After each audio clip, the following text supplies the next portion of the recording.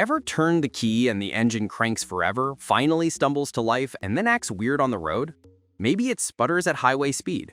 Maybe it surges at a steady cruise. Or you hear a loud whine from under the rear seat like an electric toothbrush in a tin can.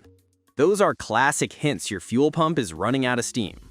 Catch them early and you'll save yourself a tow bill, a fried catalytic converter, and a lot of headaches. In this video, we're going through the 7 signs of a weak fuel pump, what's actually happening behind the scenes, quick ways to check each one, and smart fixes that last. Please stick with me because the sooner you spot these, the less you'll spend getting back to a smooth, reliable drive. And hey, welcome to our YouTube channel, where we explain car problems in plain English so you can stay one step ahead of repairs and keep more money in your pocket. First, a 30-second refresher so the rest makes sense. Your pump pulls fuel from the tank and sends it forward at steady, high pressure. That pressure lets the injectors mist fuel perfectly so the engine keeps the right air-fuel mix. When the pump gets tired, it can't build pressure quickly, or it can't keep pressure up under load. That's when you feel hesitation, misfires, and stalls. Almost every symptom you're about to hear traces back to the same root cause: not enough fuel volume or not enough pressure at the rail when the engine needs it. Sign 1.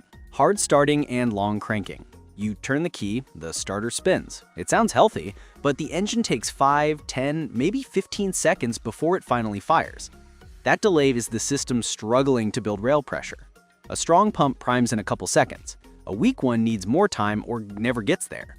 Quick check you can do now. Turn the key to on without cranking. Listen near the rear seat or fuel tank. You should hear a soft hum for 2 to 3 seconds. If you hear nothing, check the fuel pump fuse and relay. If the hum is unusually loud or changes pitch, the pump is straining. If you have a scan tool, watch live data during cranking. If it finally starts and trims go very positive at idle, the engine is begging for fuel. Sign 2. Sputtering, stumbling, or hesitation while cruising or rolling into the throttle. You hold 60 miles per hour and the car randomly jerks.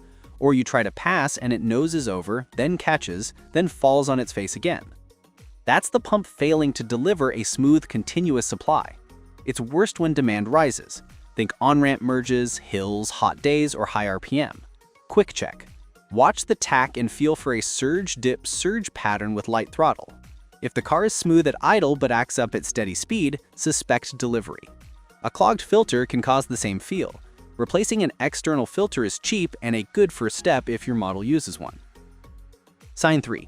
Big power loss under load. The car feels fine around town. Then you hit a hill or try to merge, and it's like you've lost half the engine. You floor it, the engine roars, the speedometer barely climbs. That's classic fuel starvation. At heavier throttle, the computer commands much more fuel. If the pump can't supply it, the mixture goes lean and the engine protects itself by pulling timing. You feel it as sluggish, flat acceleration. A quick proof test is a proper fuel pressure gauge on the rail.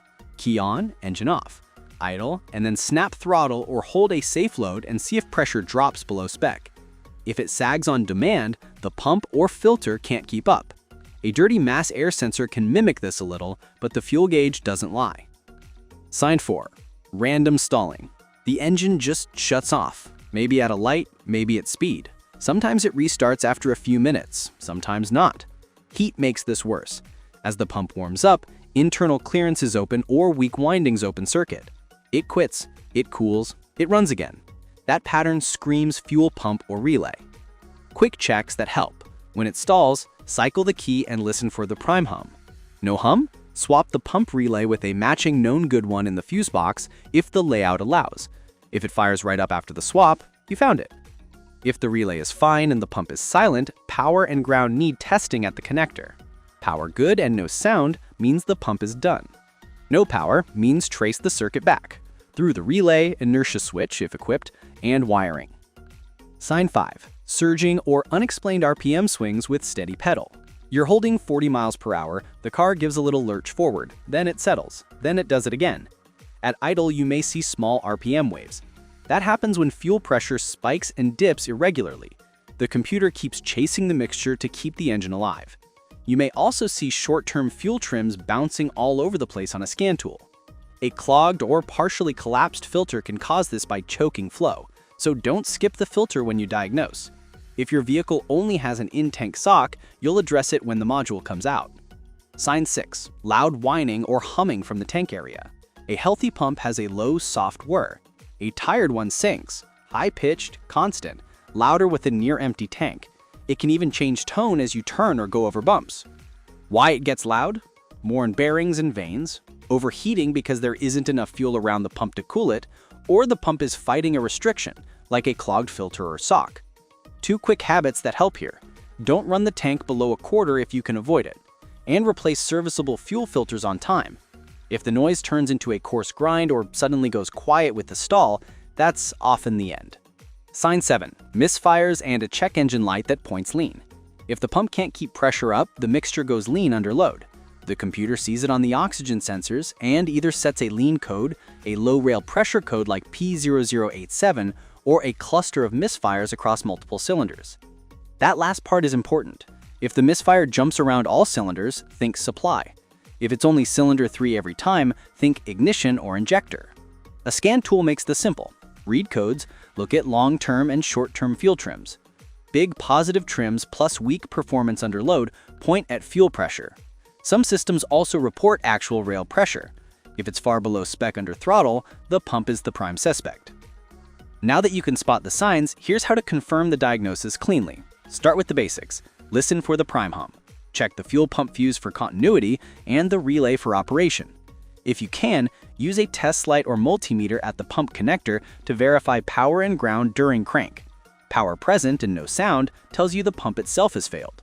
No power means track the circuit back through the relay, inertia switch if equipped, and wiring. Next, the gold standard, a fuel pressure test. Thread a gauge onto the Schrader valve on the rail if your engine has one. Key on, engine off. You should see immediate pressure close to spec and it should hold.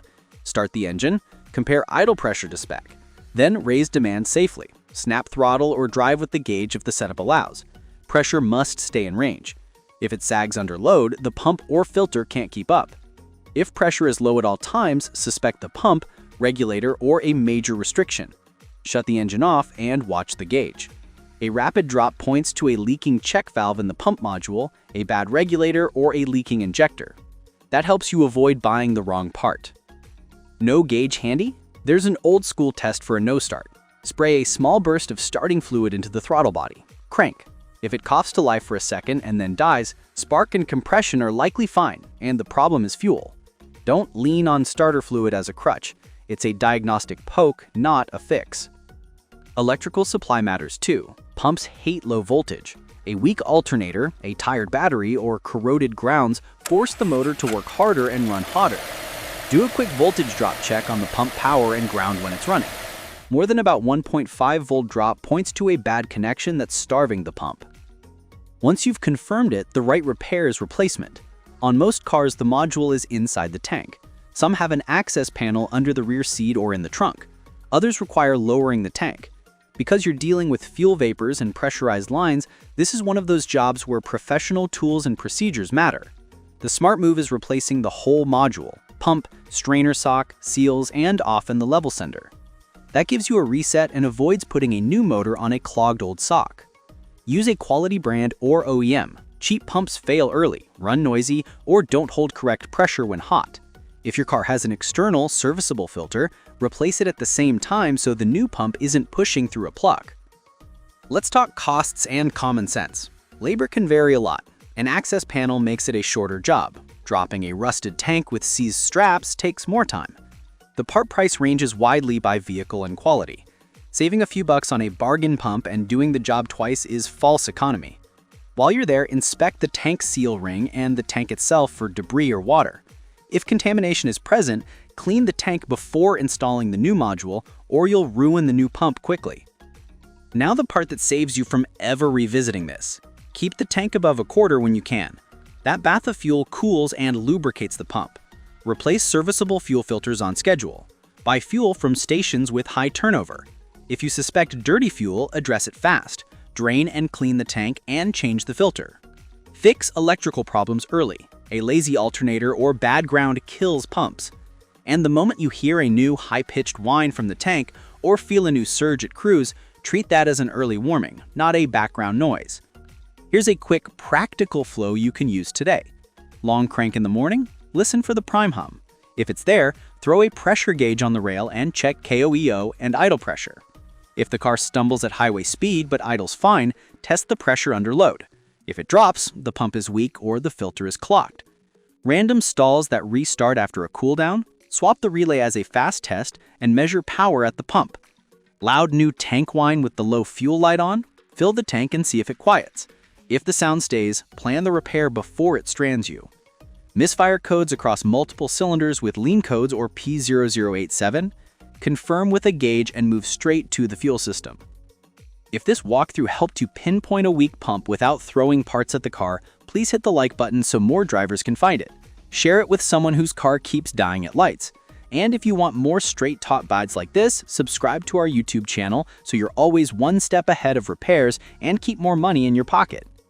Thanks for watching, and I'll see you in the next one.